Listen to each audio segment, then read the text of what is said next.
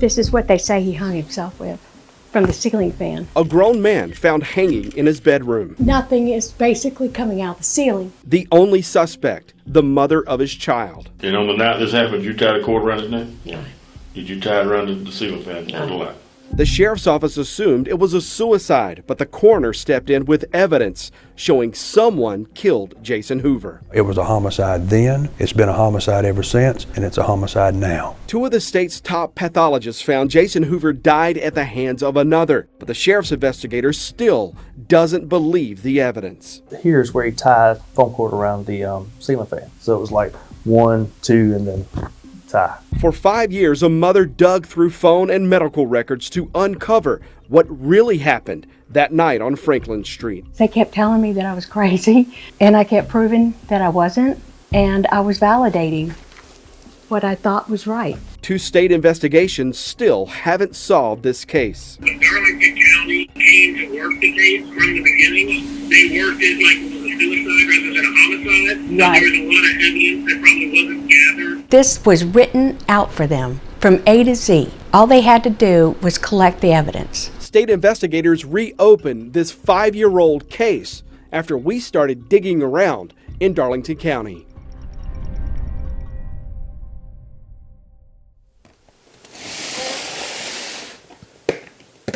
This is all his stuff.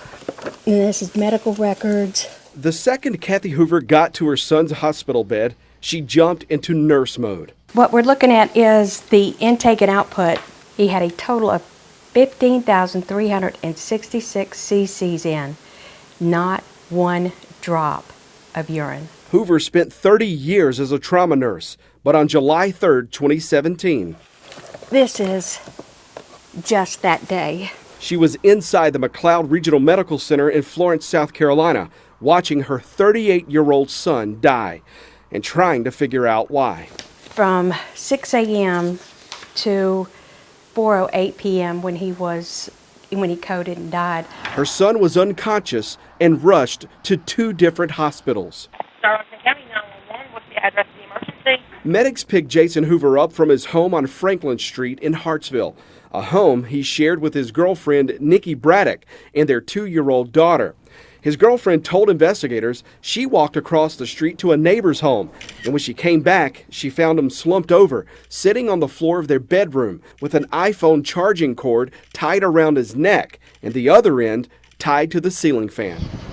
Jason Hoover survived through the night, but he died 14 hours later. What was the story given to you about how your son killed himself? That he hung himself, and that was it. With an iPhone charging cord from a ceiling fan? Exactly. Your son was, what, 170 or so pounds? Right. Did you immediately grow suspicious of that story? Yes, I did. Kathy Hoover recorded her calls with Darlington County Sheriff's investigator, Freddie Davis. There was a cord tied to the ceiling fan. Okay. It was dangling it down, touching the floor. It was about 10 foot long. She was already gone to the hospital. She was there, no emotions. What? Yeah, she didn't have any emotions. Oh my God, she was trying to crawl in the bed with him. McLeod had to kick her out, and it was only in front of me. She's more worried about having to buy the cord at that time than anything else. At first, even investigator Davis seemed suspicious. Did he hang himself? I'm still unsure on that one. In no way, shape, or form have I ruled this a suicide. Not at this time. The investigator photographed the room and the ligature. The crime scene photos also showed the damage to the fan. Davis tried to interview Nikki Braddock that night. He took her written statement, but Davis says she was too intoxicated for a formal interview. When Kathy Hoover left that hospital room, she doubted that iPhone cord had anything to do with her son's death. When I walk in the door, that's the first thing I see. This is not a suicide. He's got a Foley catheter in, and there's not a drop of urine nowhere to be seen. There's nothing in the bag, there's no residual, nothing. That tells me he's in renal failure. You began to diagnose your own son as he's laying there. You're watching his vitals, you're seeing the fluids leaving his body. Not leaving his body. when they're not leaving your body, they're not being filtered and they're being built up. That belly is hard as a brick. What did that tell you? That something's wrong here, that there's a swollen up liver and it's an injury. Hoover believes someone beat her son, strangled him, and staged the hanging. More than a month working the Hoover death, he closed his case, convinced Jason Hoover killed himself. Here's where he tied foam cord around the ceiling fan. The way that I seen it, that he took it and he wrapped once, wrapped twice, and then he tied it. I think he was scooting down the wall, and he was easing down the wall, and once he got so far, and it finally tightened up around his neck, and he was sitting up against the wall like that, that when he passed out, his feet kind of slid out from under him, but you could see where it looked like his heels had slid across the carpet. Davis admits convincing his own people a grown man hung himself from a ceiling fan, and people go, well, yeah, but it was a foam cord. Wasn't easy. So you can see where the weight that was bared down on it. We're talking half or a third of that body weight. Davis's evidence log shows he collected the iPhone cord and Hoover's clothes. The log doesn't show he collected the cell phone the couple shared. He also photographed a thumb wrench under the dresser near where Braddock says she found the body, but that wrench is not on the evidence log. I just can't tell you who did it. I can't tell you who's involved, who are the people. Coming up, a note surfaces, something investigators never saw before. The question was, did you strangle that man? Your response was no. Did you strangle that man last July? Your response was no.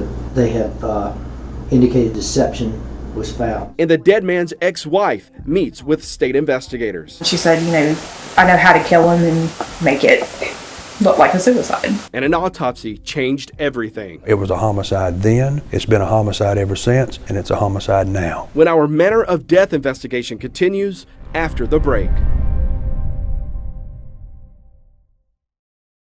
That's one thing I can do, I'll tell you that right now.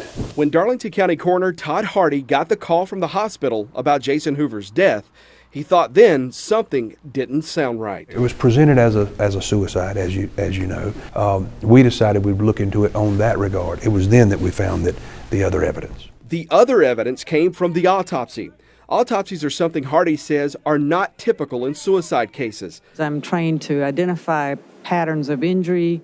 Dr. Janice Ross, who's performed more than 14,000 autopsies and testified in more than 200 trials across the country, autopsied Jason Hoover. And that's when she said that the injuries on the body were not indicative of that of a suicide. Together, we examined the evidence, and I decided it best be ruled as a homicide. Meaning that this doctor, this pathologist, felt Mr. Hoover may have died at the hands of another.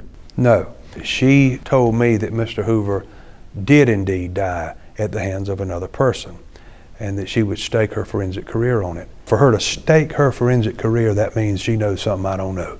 And I decided that I'm gonna put my eggs in that basket.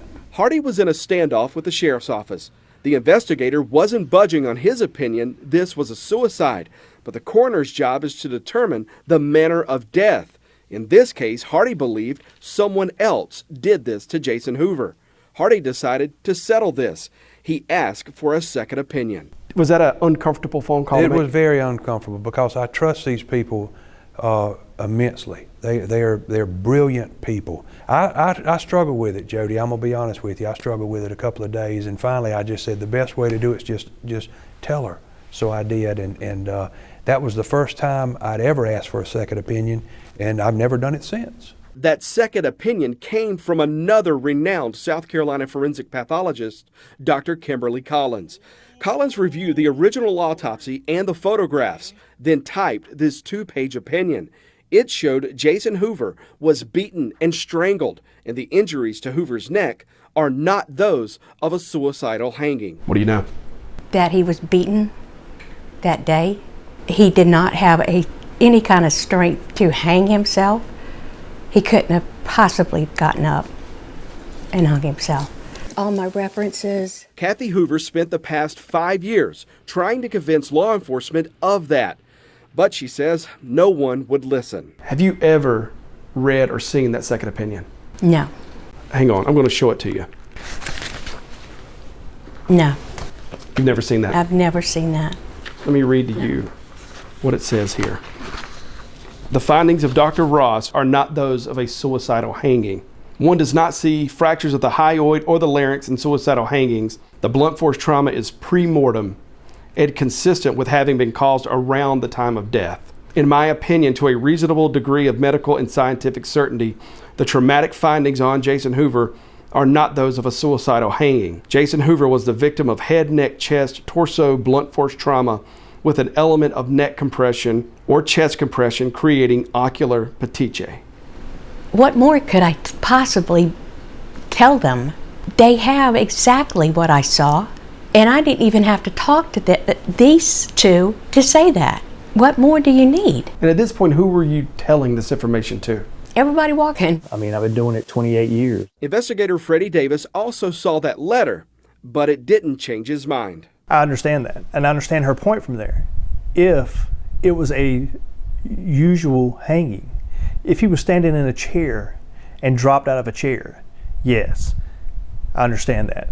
If his whole body weight was pulled down, yes, I could understand what she's saying. Mm-hmm. But that's not the case here.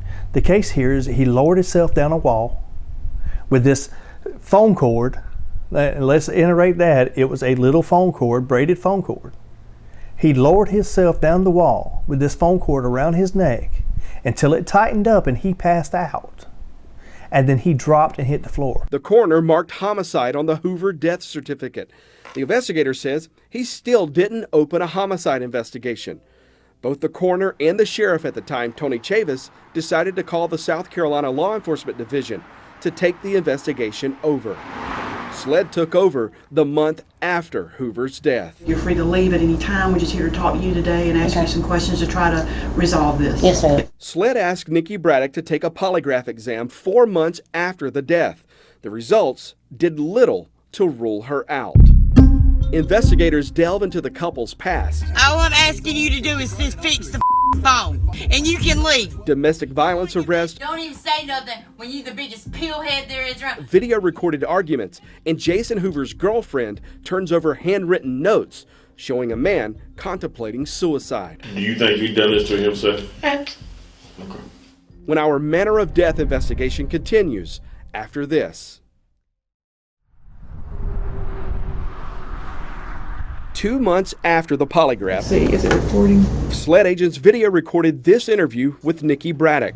It was 7 months after Jason Hoover's death, and investigators still hadn't solved it. We're here to talk to you about some of the same information you provided in your written statement. Okay. You're free to leave at any time. We're just here to talk to you today and ask you some questions to try to resolve this. Yes, sir. We filed a Freedom of Information Act request for the Hoover case file.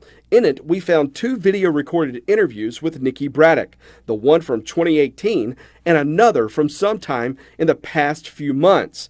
We can't tell you when this interview happened because the Darlington County Sheriff's Office didn't state it on the recording, and the sheriff wouldn't tell us when we asked. Nikki, just so you know, everything we say and do here is being recorded, okay? Okay. And like we told you earlier, you ain't done nothing wrong, okay? Okay. But we're gonna read your Miranda rights to you. We do that for everybody we bring in here, okay? Braddock told investigators she and Hoover spent the evening drinking and taking Hoover's prescription pills. The pills are known as Klonopin, a benzodiazepine Hoover used to treat a mental health condition. Braddock says she last saw Jason Hoover alive inside their home when she ran across the street to her neighbor's house around midnight. I said, I want to say when I went over to Ricky's, I was gone 30, 45 minutes, but that's just, I honestly don't know. I was really intoxicated. So When he was arguing with his mom on the phone, was that night? Or it was going into the morning. It was to my recollection, this was, I want to say this was going around 11, 12. I'm not exactly sure. No, this is not into the morning time. Okay. But it was because Mr. Harvey, Ricky's daddy, had walked. He had Alzheimer's real bad, and he would sometimes get out walking, and Ricky would leave sometimes, and his daddy would get out, and we seen him, and I walked back over to the house, and Ricky came up. I talked to Ricky for, like I said, I want to say it was about 30 minutes or so, could have been longer. All that transpired while I was gone. Text records provided to us by Kathy Hoover show she was arguing with her son at around midnight. Text in the months before his death show Hoover had given her son thousands of dollars to help him pay car payments, utilities, even child support for his 3 other children. Text records show the final text exchange between Kathy Hoover and her son. It happened at 12:10 a.m., an hour and 10 minutes before the 911 call to Franklin Street.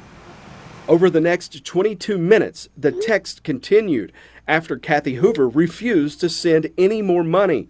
Jason Hoover accused his mother of fraud and warned her that Nikki Braddock would report it.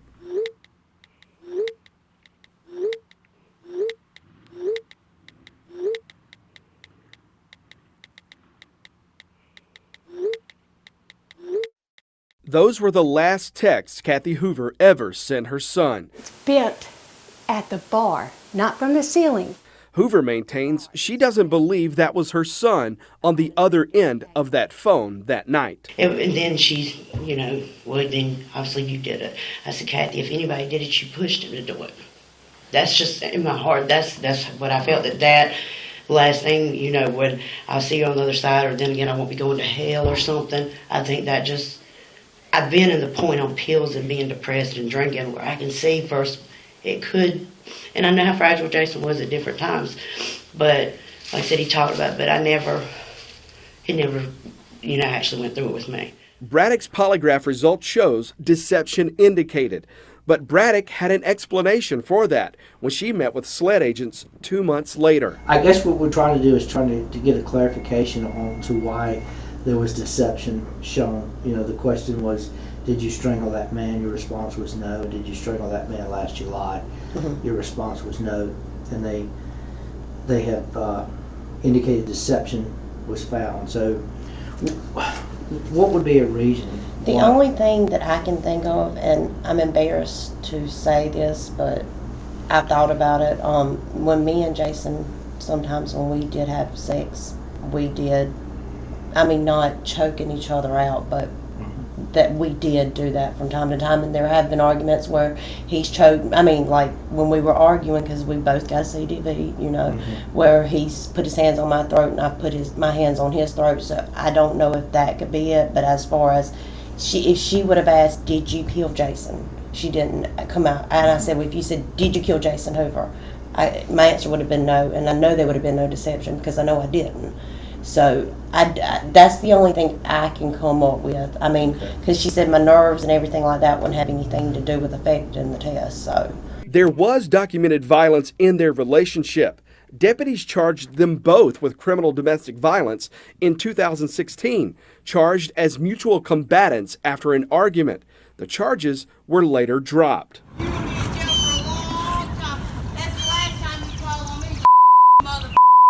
Deputies again charged Braddock with CDV after this argument. Jason Hoover recorded in April 2017, just 10 weeks before his death. He told deputies then that Braddock hit him, and deputies arrested her. The deputy wrote Braddock was the primary aggressor and that she appeared to be under the influence of alcohol and/or drugs at the time. Hoover, though, dropped the charge a few days later. 3 weeks after Hoover's death, Braddock brought notebooks to the sheriff's office. They were supposedly Jason Hoover's handwritten notes threatening suicide in the weeks and days before his death. And see, I feel guilty because when he said, Nikki, on that Wednesday, I want to kill, I just don't want to be here anymore. It's not worth living, whatever the case may be. And I was just like, Jason, really, this again? You said, I guess if you say something to somebody so many times, you don't believe them, and then I feel guilty because it wasn't that many days later, and I feel like maybe, I should have tried to call and get him help. So in a sense, for that, I do blame myself. State investigators examined the handwriting. They compared his handwriting samples to Nikki Braddock's. The analysis found it is probable that Braddock did not write the hand-printed portions. They both met at a Columbia rehab hospital in 2014, and Braddock admitted they used drugs throughout their 3-year relationship. These are just messages. The last contact I had with her was July 10th, a year later, 2018. Sarah Sparks is Jason Hoover's ex-wife. They spent nearly a decade together. That's me, my brother, and then that's my dad. Just all of us together. And after the birth of their 2 kids, they divorced in 2012. Sparks says she got a Facebook message from Nikki Braddock 5 months before Hoover's death. And I found it odd because she was asking questions about how to get out of a relationship with Jason. And that's how it started. A phone call with Nikki Braddock in the weeks before Hoover's death brought Sarah Sparks face to face with a SLED agent, where she gave this statement detailing that phone call with Nikki Braddock. She said, I know how to kill him and make it look like a suicide. Sparks says she wasn't surprised Hoover threatened suicide. It was, she says, part of a Jason Hoover relationship. He would always, if something didn't go his way, or especially during the times when our marriage was ending, he would come to me and say, I'm going to off myself, I'm going to take some pills and I'm just done. And what he would do is literally just take enough, 5 pills to make him sick to the point he would go to the hospital. I always told him he was a coward, or described him as a coward. He was more talk than actual doing. He would have never, he would have never left them here, his kids here, to grief like that. Investigator Freddie Davis believes Nikki Braddock had nothing to do with Jason Hoover's decision to take his own life. But then you got this 125-pound girl that they're saying beat this 200-pound man up and strangled him to death.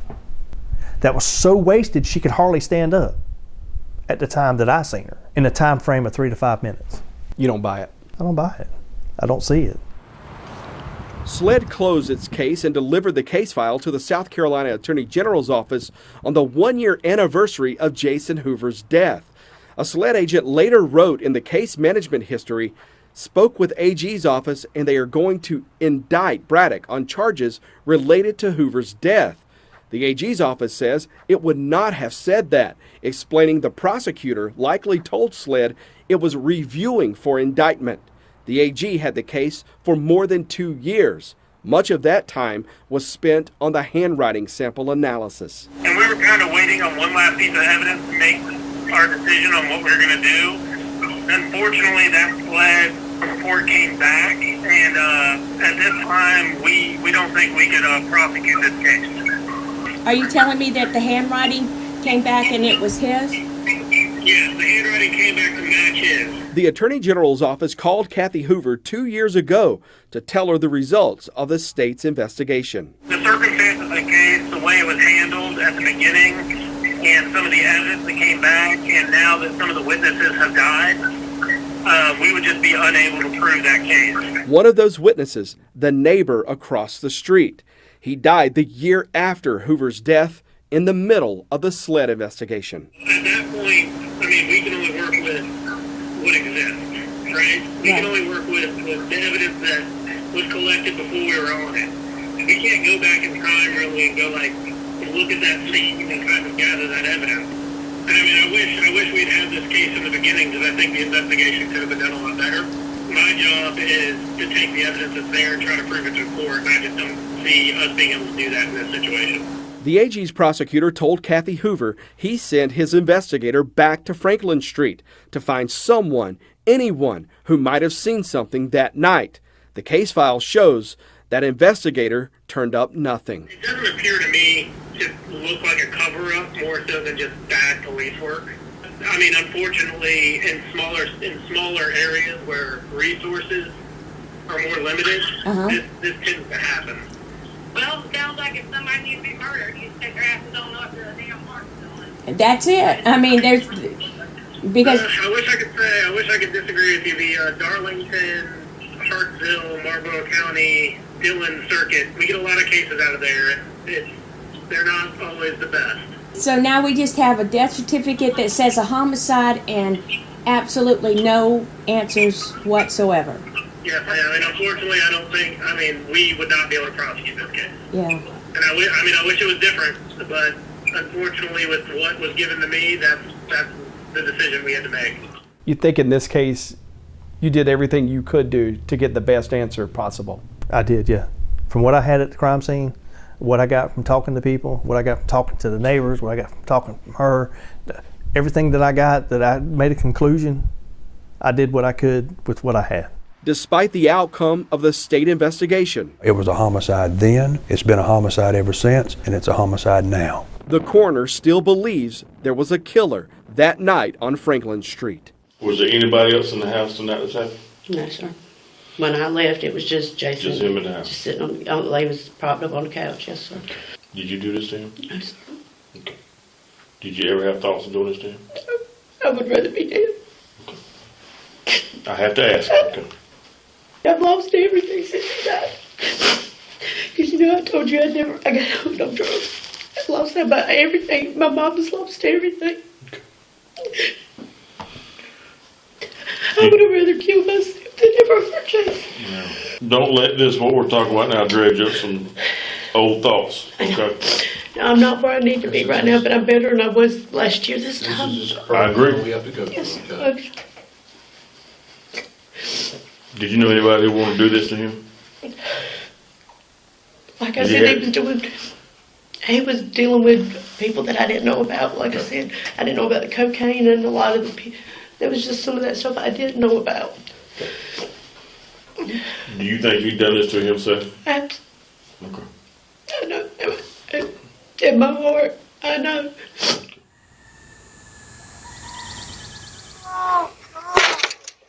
Kathy Hoover's 5-year search for the truth has ended. In June, 1 month after our interview, Kathy Hoover died in her sleep. We got this because right after she died, a hummingbird come right up to me and was kissing me all over to let me know it was going to be okay. Her daughter, Jessica Hoover, says in her mother's final few weeks, That's me, and there's Jason, and there's Mom. She stopped the research and the phone calls, put her computer away, and spent her time with her family again. After you left that day, she was happy that somebody finally listened to her, somebody finally believed in her, and now that she's gone, they know she knows the truth. She knows the truth now, what happened to my brother that night. Does that make you feel any better? Yes, because that's all she ever wanted to know was what happened to him that night. She worked so hard to find the truth. The State Law Enforcement Division told me its agents are reinvestigating this case. That new investigation opened in March. We've asked and offered Nikki Braddock a chance to be part of this report.